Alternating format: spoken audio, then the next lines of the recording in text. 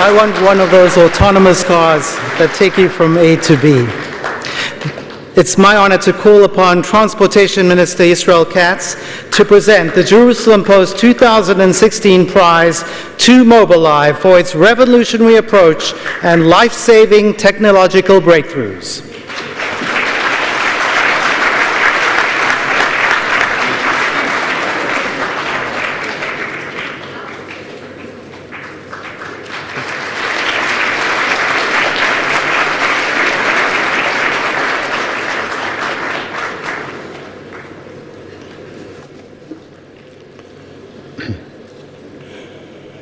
The Israeli ambassador to the United States, Mr. Ron Dermer, fellow ministers of Israel government, distinguished guests, ladies and gentlemen, dear friends.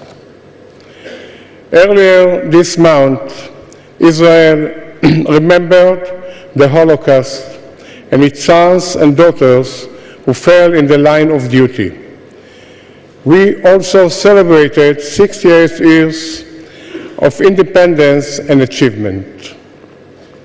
So this is a good opportunity to take another look at the reality with which Israel has to contend. This reality is characterized by chronic instability, the collapse of the old order, the blurring of borders, the rise of violent non-state actors, Islamic extremism and terror, both Shiite and Sunni, extensive destruction, loss of life, and population displacement. Iran, with its extensive missile program, financial and military support for terror organizations, especially Hezbollah in Lebanon, and substantive involvement in the region continues to present the biggest state threat to Israel and to regional stability in the post-nuclear agreement period as well.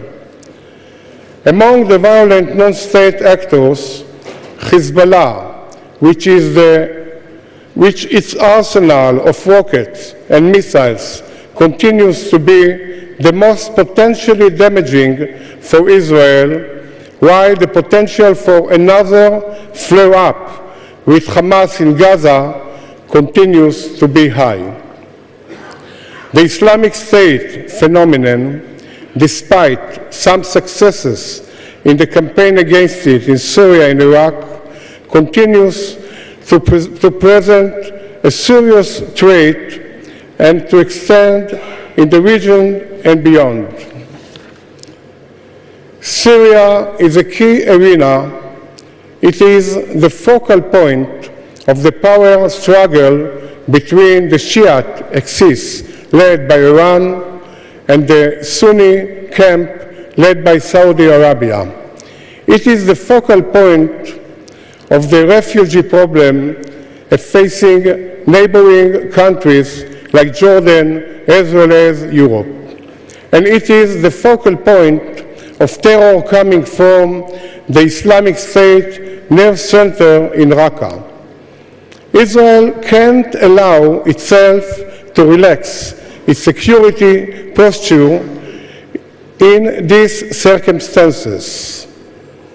In the north, we must continue to firmly hold our red lines regarding the transfer of advanced weapon systems to the Hezbollah in Lebanon and hostile activity against Israel from the Syrian side of the border in the Golan Heights. In the south, we must also deal firmly with the underground threat by what we call offensive tunnels dug by Hamas from the Gaza Strip and continue efforts to expose and demolish them in our sovereign territory. We must also remain vigilant against the Islamic State threat and take part with intelligence, mostly in the international campaign against it. And finally, Iran. The nuclear agreement must be monitored and verified. Its missile program must be limited, and it must be pressure to cease its military and financial support to terror organizations which target Israel.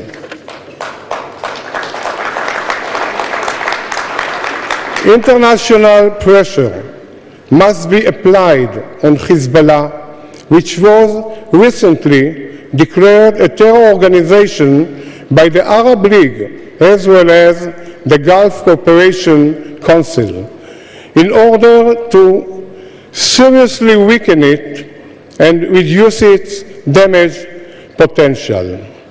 The United States has done a lot in this regard, but we need to keep increasing the pressure and to implement the sanctions now in order to prevent devastation later. If Hezbollah will use its arsenal against the Israeli civilian population and infrastructure, it will leave Israel no alternative but to respond with great overwhelming force against the organization and against Lebanese villages, towns and cities where Hezbollah's rockets and missiles, military infrastructure and command and control centers are located. But the real challenge in these difficult circumstances is also to identify practical opportunities for constructive action, to recognize what is not possible now and do what is. This is what I'm doing as Minister of Transportation and Intelligence. So, while our region continues to experience an upheaval of historical proportions, I'm working to connect Israel overland to Jordan and the countries in the east, the Arab countries in the east. The transportation projects that I'm advancing are turning Israel's Haifa port and railroad into a commercial gateway and lead bridge to the east by the old historic Valley Train route from Haifa to Bet She'an. This project will be completed in October. It will begin to work. And from there, from Bet She'an, there will be continue later on to the border with Jordan, a Sheikh Hussein crossing. Turkish goods are already being transported by trucks to the east through the Haifa port. This is not a dream. It's happening now in those days. More than this, we intend to connect the Palestinians from the Jenin area to the eastbound railway network and the port of Haifa. 2 new deep water ports are also being built now in Haifa and Ashdod. This will position Israel better vis-à-vis both regional and global transportation routes and markets. In the intelligence and security arena, we need to weaken and deter enemies, empower moderates, encourage potential friends, embrace allies, and advance regional integration. The strategic challenge is to acknowledge what we cannot do and do what we can. And last but not least, and most dramatically. I'm working to advance a plan for the creation of an international artificial island with a port 3 miles off the coast of Gaza, which will be connected by a bridge to the coast for the passage of people and goods.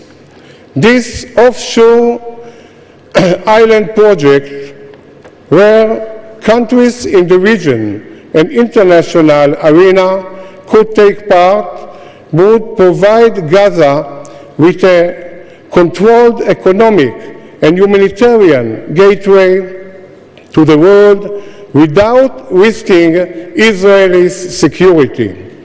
This program could go a long way to relieving the pressure on the nearly 2 million Palestinians, inhabitants of the pressure cooker known as the Gaza Strip, while also further disengaging it from Israel. It's about time. Israel, my friend, can be both a buffer and a bridge.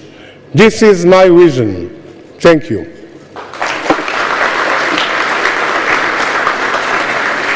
Thank you, Minister Yisrael Katz.